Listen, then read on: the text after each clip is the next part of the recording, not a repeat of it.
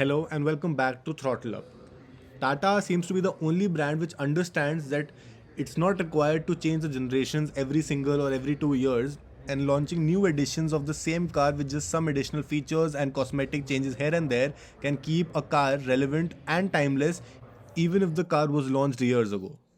Tata has done this with every single car and it has worked every single time. And again, Harrier Red Dark Edition is another example. It was recently unveiled at a 2023 Auto Expo. So without any further delay, let's look at the 2023 Harrier and what does it have to offer us. For the front, you get pretty much the same exterior and the design with this black accenting for the grille and similar kind of design that we have already seen in the Harrier. The new addition is this front camera because this one gets a 360-degree parking camera now. The skid plate remains the same with this matte black accenting and a silver accenting as well.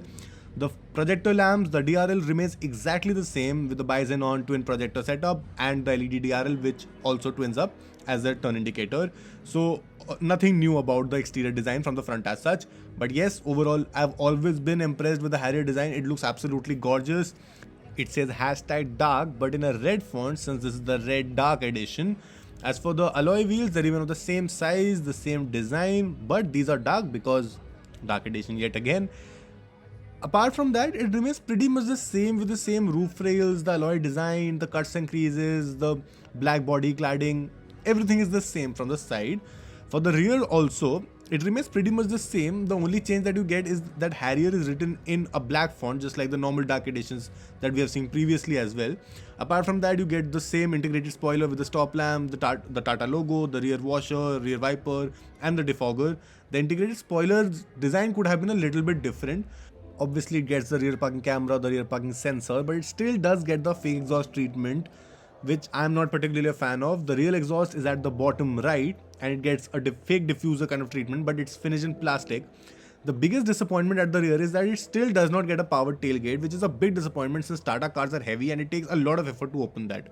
The boot space remains the same, being 425 liters. You get an isofix child mounts at the rear seat as well, but there's no 60-40 split or 50-50 split. The entire seat will go down if you wanted to. There's also a subwoofer, obviously, since this would be offered in a top model. It gets the JBL sound system. But yes, that was for the rear. But now coming to the highlight of the update, which is the interior. It gets a red upholstery which looks so sporty and so amazing. It gives a completely overall different character to the Tata Harrier, which I absolutely adore. For the door pads, you get part plastic, part leather treatment, which feels very premium. It's very sturdy, and there's no unfinished or cheap bits that have been used. This gunmetal shade for the door handle is absolutely amazing. Very nicely thought out. I just love the door pads on this. Obviously, the doors are heavy since this is a Tata. The bottle holder remains on the smaller side. It will get a little difficult for you to put in a bottle in there, but coming into the rear, this is how the dashboard looks like. Just look at the new touchscreen. That was one of my biggest problems with the Harrier, was that glitchy and very laggy touchscreen, but now they have resolved it. For the rear seat experience, you get good legroom, amazing thigh support, and a good recline angle for the backrest, but I wish it could have been adjustable. It's still not offered, should have been offered in the Tata Harrier given the price segment that it belongs to. The headroom is genuinely good, even when there's a huge panoramic sunroof, but the headroom is still not a complaint since this is a tall car. For the center console armrest, you get two cup holders, but there's no middle headrest. Although the the headrests are still adjustable. You get a grab handle which is soft pull and soft close, but you also get a cabin lamp placed at the corners because obviously there's a huge sunroof in the center. So yes, and they get a white LED treatment, so that's nice. For the center console, you get two sockets. One is USB, one is Type C, and some space to keep your stuff. The AC vents are on the B pillars, just like we have seen in the normal Tata cars. You get magazine holders on both the sides, which is nice. The knob that you see on the driver's side is to adjust the position of the driver's side, but that's still not a boss mode. Obviously, you won't get a boss mode on the driver's side. So now let's jump to the cockpit of the car where things really get interesting because the new instrument cluster and the touchscreen. The door pad treatment remains the same. You get red leather for this door grab handle, which looks absolutely nice. I'm in love with the door finish, the door handle finish. I genuinely love it. The bottle holder space is better as compared to the rear. You get the ORVM adjust on the A pillars. You get ventilated seats now for the driver's side and the co-driver's side, and memory seats function as well. It's completely electrically adjustable when it comes to the driver's side, so that's a really nice touch, and it puts in line with the Jeep Compass features as well. Since this is automatic, you get two pedals. The engine start stop button has the same finish which we have already seen in the Tata Harrier and the Tata Safari, but now I am in the driver's side seat, and I have to say it looks so much better from here as compared to the previous Harrier because of this very nicely done instrument cluster and the touchscreen.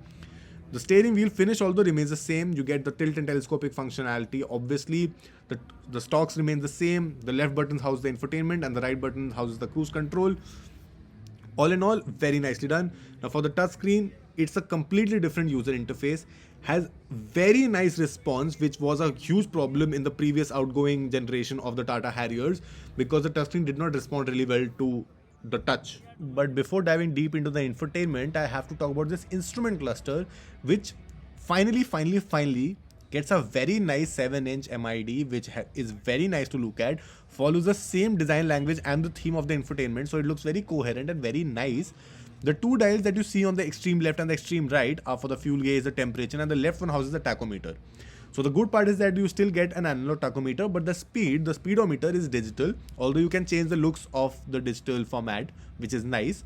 It gets a lot of features apart from the obvious being the media controls, the vehicle settings, the trip info, but you also get a G-force meter, tire pressure monitoring system, and obviously driver attention levels, driver assist, because this also gets the ADAS. So whatever you want to control, you can control through this infotainment. For the touchscreen, it has grown in size. It is a 10-inch unit now, and the touch response has improved considerably.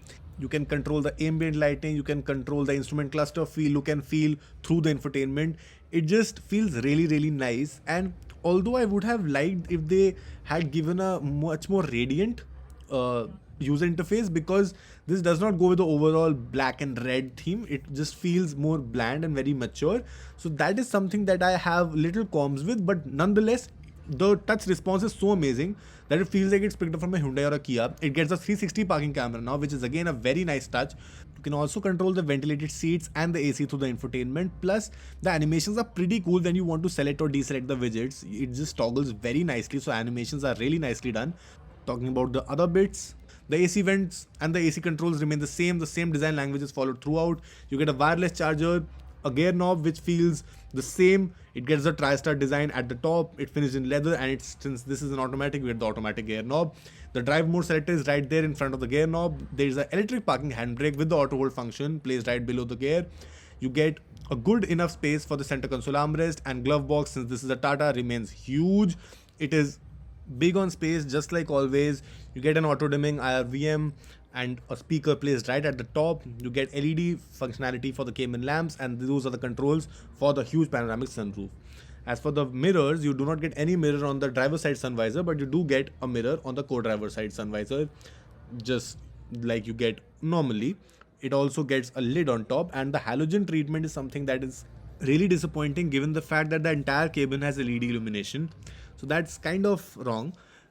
Overall, the features that have been added in the 2023 Harrier was much needed given the Mahindra XUV 700, the Jeep Compass, the Creta, the Kia Seltos do get that in a similar price segment. So it is a breath of fresh air, even though it's the nth rendition of the same car. But then Tata has made a very nice proposition for us that they do not make a car obsolete, and they do not decrease the resale value of the previous generation because they do not play in that generation thing. They are not saying that Harrier 5th generation or 6th generation. It's the same car, but the features get added because the technology is upgrading every single year. So the car and the design is timeless, the technology is not, and Tata has a very good solution to that. So kudos to Tata for actually thinking about the customers also. Do let me know in the comments what do you think about this red dark edition and the red upholstery, which I personally absolutely love. So whether do you agree or not agree, let me know in the comments below. Like this video if you appreciate our content. Subscribe to our channel for more such content on car reviews, and keep watching Throttle Up.